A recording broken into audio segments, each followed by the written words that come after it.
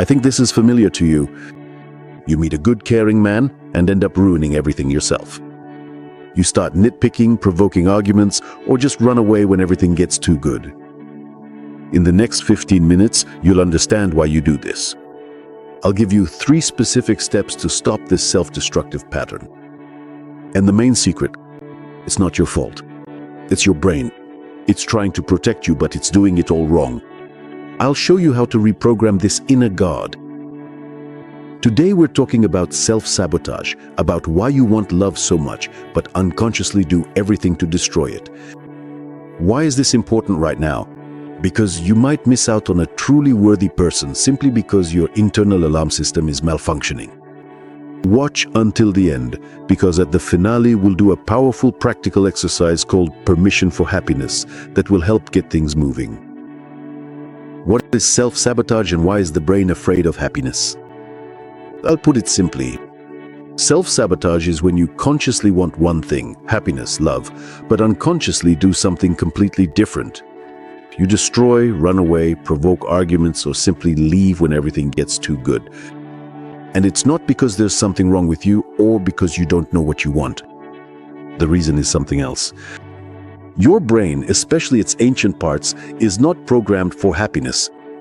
It's programmed for survival. And survival means predictability.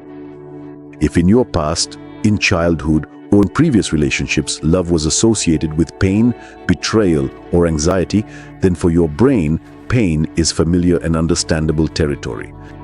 It knows how to survive there. But calm, stable happiness is something new and unknown.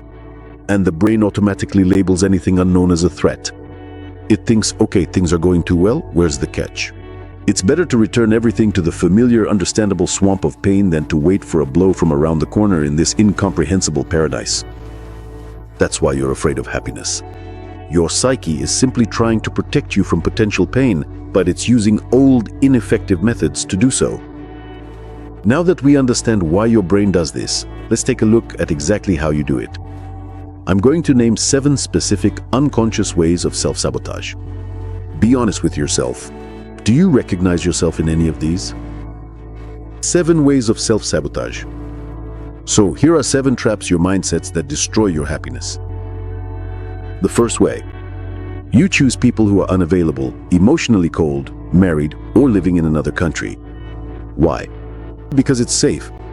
With them, it's impossible to build real intimacy, which means you can't experience the real pain of a breakup. Your brain cleverly chooses a simulator instead of real relationships. The second way, you provoke conflicts out of nowhere. Everything is going smoothly, he's caring and attentive, and this calm makes you unbearably anxious. So you, without even realizing it, start a fight over an unwashed cup or a careless word. Why? To bring back the familiar level of drama and tension. Calmness feels dangerous to you. The third way, you look for flaws in a good man. He's too kind, suspiciously so. He doesn't drink, doesn't smoke, brings you flowers, he must be boring. Your inner scanner is searching not for worthiness, but for a reason to reject him, to avoid him. Finding a flaw means finding a reason to end the relationship before you get hurt. Which of these 3 points resonated with you? No need for a story, just write the number 1, 2, or 3 in the comments. Let's see how many of you there are. Did you recognize yourself? This is only half the list. The next 4 ways are even subtler and less noticeable.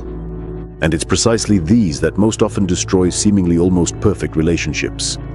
Don't switch away. At the end, there will be a practice on how to give yourself permission to be happy. Let's continue our private conversation. Method number 4. You run away when real intimacy arises. As soon as conversations get deeper and plans become more serious, you feel panic and the urge to pull away. You start answering calls less often and bury yourself in work. Intimacy means vulnerability, and for your brain, vulnerability is a mortal danger. Method number 5. You don't believe in sincerity.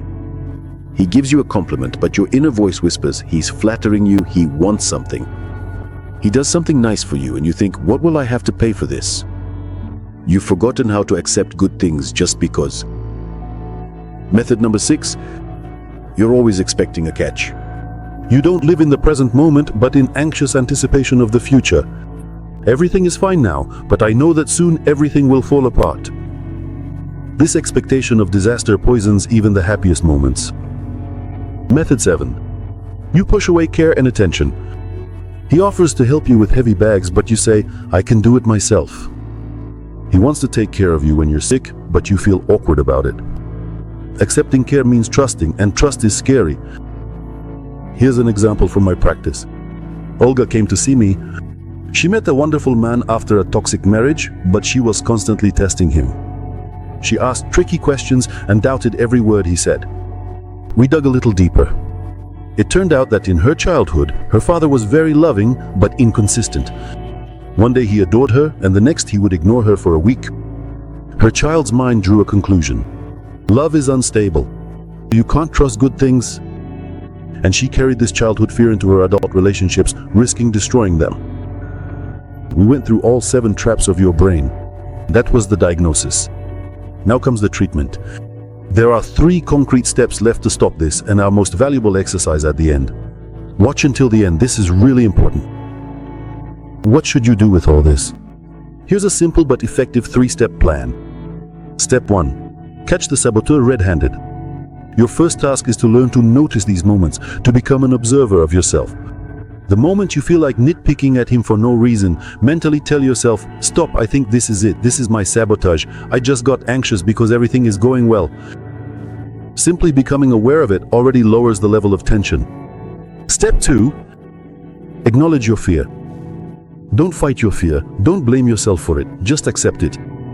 Tell yourself, "Yes, I'm afraid to trust. Yes, I'm afraid that I'll get hurt again." That's normal, considering my experience. When you acknowledge your fear, it loses its power over you. You are not your fear, you are yourself. Step 3. Take one small step forward. You don't have to dive in headfirst right away. Take micro steps. If he offers to help and your instinct screams, "I can do it myself," pause, take a breath and say, "Thank you, I'd appreciate that." If he gives you a compliment, instead of dismissing it internally, just say, "Thank you, that's very nice of you." Your task is to gradually, in small doses, train your brain to understand that good things are not dangerous. Practical part. Exercise permission to be happy. And now, as I promised, our practice. Find a comfortable place where you won't be disturbed for a couple of minutes. You can close your eyes if that feels comfortable to you. Place one hand on your chest over your heart. Feel its warmth. And now just repeat after me, either out loud or to yourself. I acknowledge my fear of being happy. I see it. This fear once protected me. I thank it for that. But now I am an adult and I am safe. I allow myself to accept care without expecting a catch. I allow myself to believe in good things. I allow myself to be in calm and reliable relationships. I give myself full permission to be happy, right now. Take a deep calming breath in and then slowly release it out. Open your eyes. How do you feel? This self-sabotage mechanism is not a life sentence. It's just an old habit of your brain. And habits can and should be changed. You can teach your brain that happiness is safe. Which of the 7 types of sabotage is your most common? And what did you feel during the exercise? Share in the comments, it's very valuable. If you feel that this mechanism runs too deep and you can't handle it alone, I'm here for you. To help, we can work through your inner guardian together in a personal consultation. The link to sign up is below the video. Subscribe to the channel so you don't miss new videos about building healthy relationships.